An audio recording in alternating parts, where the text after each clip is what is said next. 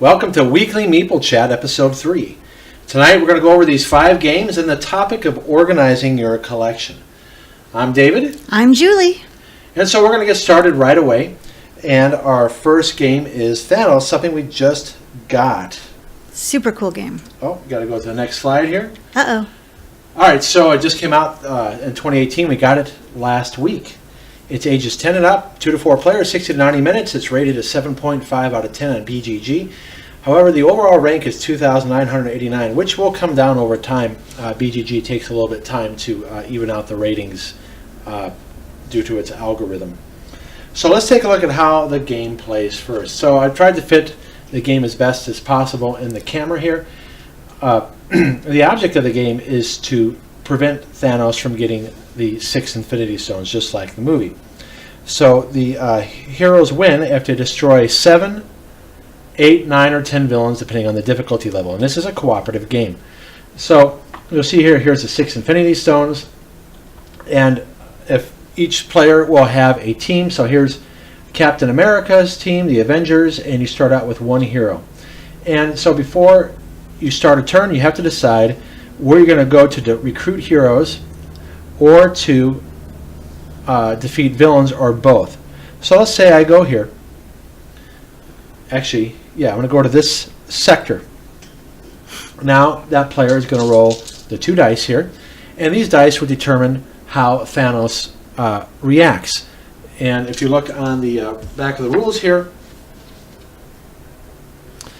he'll either move left, that's on 2 sides, or move right on 2 sides. He'll either get the Infinity Gauntlet, or he will roll this symbol, which doesn't match the die. But anytime he moves or stays, he's going to activate the villains in his sector. He will also cause damage to all heroes in his sector.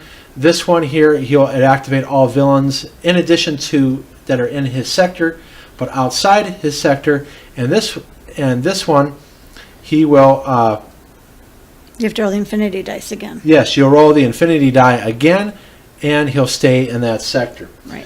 So again, how does he get to 5 Infinity Stones? Well, you mark it here. If you roll green, for instance, you'll put a yellow cube there, and if 5 yellow cubes are put there, you'll flip it over. He'll add it to his glove, which I have covered right now, and then now he'll get this ability. So the game gets tougher the more Infinity Stones he gets. And how does Thanos win? Either he gets all 6 Infinity Stones, he defeats 10 heroes, or 1 player loses all their heroes on their team. So I already marked that I'm going to go here, and now I roll the 2 dice for Thanos. So Thanos gets closer to getting the orange Infinity Stone, and he moves to the right. So you look at which way he's facing. He goes here. He damages each one of these villains.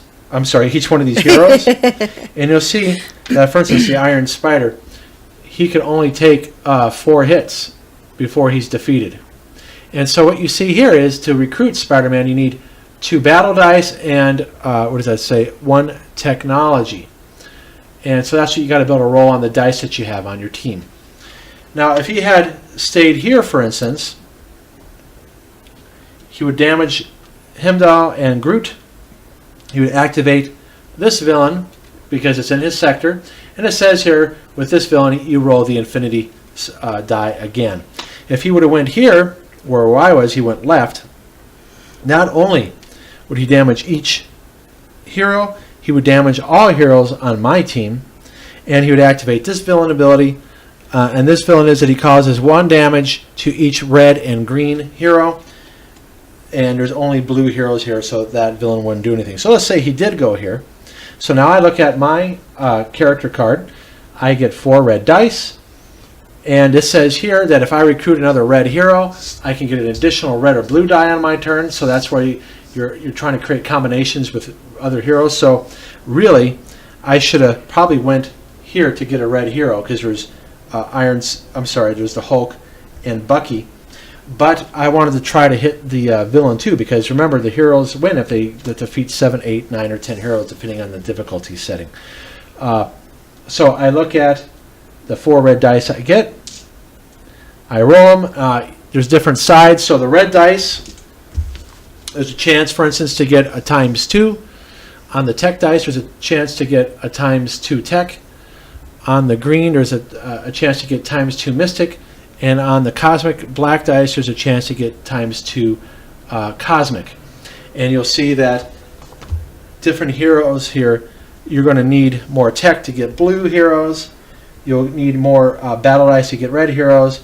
You need more mystic to get green heroes. And then you need more cosmic to get purple heroes.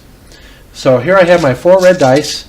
And just like in other games like King of Tokyo and such, you have to assign at least 1 die every time you roll. So here I rolled a whole bunch of battle dice. Now I could try to go for this villain, which I will. I could assign more dice, but the chances of getting a lot of battle dice are really well. It's on 3 of the sides here, so I'm going to roll it again. So remember, every time you roll, you have to assign a die. And I did not get what I really wanted, so I'll put that one there.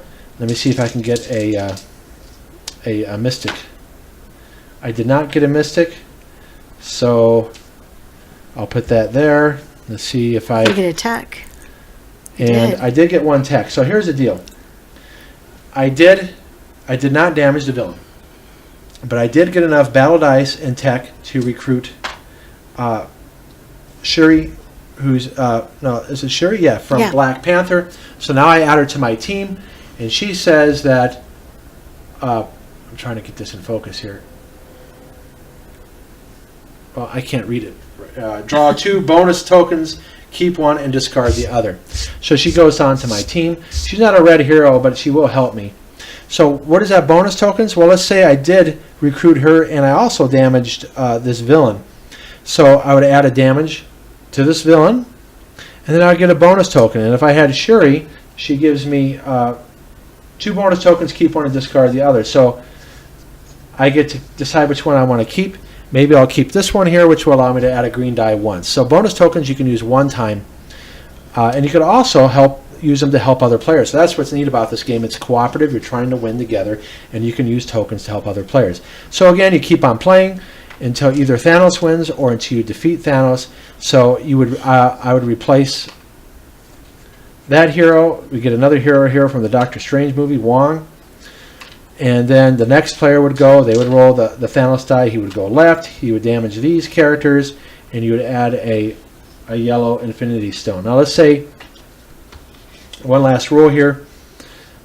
Let's say the green one was already face up. He already added it. He already got 5 yellow cubes on it, and now he has it in his glove. So now every time you roll the green one, add 1 counter to each other Infinity Stone with the least counter. So anytime you roll green, and let's say there was yellow, purple, blue, and red don't have any Infinity Stones on it, if you were to roll green, you would add 1 to each one of those. So that could be a pretty powerful one. And each one of these have different abilities. So let's say that was a lot. It was a lot, but we like this game. So let's see. Yes. What we liked about it. So you go ahead and go first. Alrighty. Well, I actually love rolling dice. So this is my number 1 thing. I love the dice. I love the way they feel in my little hands. I love rolling dice. What I also like too is I feel like you're part of the movie. You feel like you're involved with everything, and I love Marvel movies. So I was very excited about playing this movie. I think we have just about all the movies except a couple. We still have to get Black Panther and Doctor Strange. Yeah. And then another type of game I really enjoy is cooperative games. Yeah. I do much better being on a team as opposed to just battling all by myself. I find that kind of frustrating and hard. The pieces, like I said, the dice are just so awesome to roll, and they're pretty, and I love it. Like I would take the green one and put it on my finger like it was my, like a ring or something. And it can be frustrating because you might have 1 damage on a villain, and you roll a certain thing, and that will make you lose it, and you start all over again. So that can be kind of frustrating. One thing we didn't do, which we'll backtrack here, we didn't show the playthrough. So let's go over why we like it here first. So I agree with you on the theme. It's very cool. It does encourage cooperation with those bonus tiles. So again, what you can get here, if Julie's going for something and she needs a cosmic, I can give her one if I have one. Mm-hmm.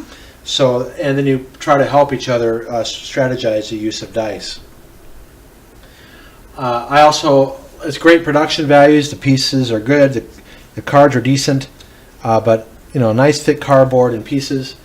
It's a nice tension. Yeah, it can get a little frustrating. I do agree with you on that. But if it was too easy, we wouldn't be playing it as much. So True. Sometimes Pandemic, we don't play as much because it can get more. I think Pandemic is more frustrating than this. Yeah, I agree. I think that can be very frustrating. But we haven't played this as much as Pandemic, so No. there could be a situation where it just gets too easy and we don't play it as much. Sure. Now, it's a little fiddly because what you're doing with some of the characters is that you have to remember. So like Hulk, for instance, he gets an extra red die if he's damaged twice. And if he's damaged 4 times, that's 2 red dice. So every turn you might be looking back saying, okay, how many dice do I get? Okay, I'll get 2. And then you're looking for combos like if you have Captain America and Bucky. Well, Bucky's a red one, so it gives Captain America a red or blue die. And then if there's a blue hero, so if I had Shuri's 2, I'm also going to get another blue die. So then you're having to look at all the characters you have to see that, okay, and then you got to decide, do I need a red or blue on this turn? So it can get a little, like I said, fiddly. So let's take a look at the playthrough here as to why, how it went. So here we are starting the game. Julie, you're playing Captain America. Are First, you? yeah. Oh, I have the wrong mouse here. Here we go. Oh, okay. So that's really why I wasn't worried. So you have Captain America, and Yes. I took Gamora. So I'm playing the Guardians of the Galaxy. Yes. So again, you'll see that we have to decide what sector you're going to go to. So because I think Gamora wants to get purple players, so I'm going to try to get Rocket. So here I am adding a green Infinity Stone, and he's going to move. Looks like to the right. Yeah, he's going to move right. So I think the first time we played this, we misunderstood the villain powers. I don't think we activated the villain power there. I don't think we did because it was our very first time playing. We were still kind of learning it as we were playing it. Well, and to be honest, if you look at the back of the rules here, it doesn't even say here that activate a villain ability when he goes left or right. It says it here. Right. So we figured out that you were supposed to do it there as well. So that's an issue with the cheat sheet here. So here I am looking up something because I wasn't too sure if we were supposed to do something. So let me move ahead. So now we're rotating him again. Did I get a hero? Yes, I got Rocket. You did. And then he damaged... see, and again, we made it too easy on us because we didn't activate the villains. So that's... Anytime Thanos moves to a sector or stays in a sector, those villains will activate. Right. Now I'm just trying to figure out who I want to go for with the few dice I have at the time. Because I'm trying to win a teammate to help me with things. Oh, and you were reminding me to put something down that I didn't notice before. Yeah, again, we're playing the game here for the first time. And so... This is where it gets a little frustrating because sometimes you don't roll what you want and we're deciding, okay, let's see if we can at least win something. Right. And I didn't roll very well the very first game. And I so was very frustrated. That round you didn't win anything. And again, that's what can get frustrating. Now, you can mitigate the luck a little bit with those bonus tiles, but then you have to hit villains to do it. Right, right. And so I'm deciding where to go. And since we're learning the game for the first time, Julie's reading me the powers. So I'm going to go for that sector. With Thor, a villain, and Bucky. And so I'm adding... he's closer to getting the purple Infinity Stone. And because I rolled a certain side, I'm looking up what it does. So he stays where he is. And you activate all villains... not in his sector. So that's what we're looking at right there. So let's take a look. So eventually, even though we played it wrong, we ended up beating it. So as we move on here, I'm adding a bunch of heroes. Julie started to add some heroes. We defeated one villain up here. Right. He's defeated at least one hero. Okay, you did add another hero right there. Yeah, I did. You added Black Widow. Woohoo! And again, here I have 1, 2, 3, 4, 5. So that's one thing. The strategy: do you go for more heroes, Right. or try to get more villains? Because again, you only win if you, at least in the easy game, if you destroy 7 villains. Right. And so here we are. There's 3 villains damaged, and I'm looking up what that villain's power is because Thanos is in that sector and he activates all those villains. Then I got damage on all my heroes because of that villain Yeah, because card. that villain, causes damage to the Yeah. active player, Stinker. the active player's team. Yeah. All right, so let's go back to how we rated it, Alrighty. even though we went a little out of order. All right, so I rated it very good. I do enjoy it and would suggest it to those who like cooperative dice games. And I picked a 9 because I really, really liked it. I mean, like I said, I'm a Marvel girl, and that's why I picked a 9. Well, again, we liked it enough that since 3 days ago when we first got it, we played it the day that we got it, and then we've played it 4 times since. So, Gosh, 4 times. in fact, even if we're playing the easy setting, we'll see. Okay, let's see if you can defeat an 8th or 9th villain. And the last time we played, we were playing the rules correctly, and we were able to defeat 9 villains. Yeah, we played with Eddie. We were able to get 9. Now, our son didn't like it as much. He doesn't No. like dice games as much as we do. No. But, the good thing is it does work well as a 2-player game. Oh, yeah, definitely. Because, again, you get to play together. Right. It's a team. All right, so that's our first game for this week, and we'll go on to the next one. in just a Alrighty, moment. here we go.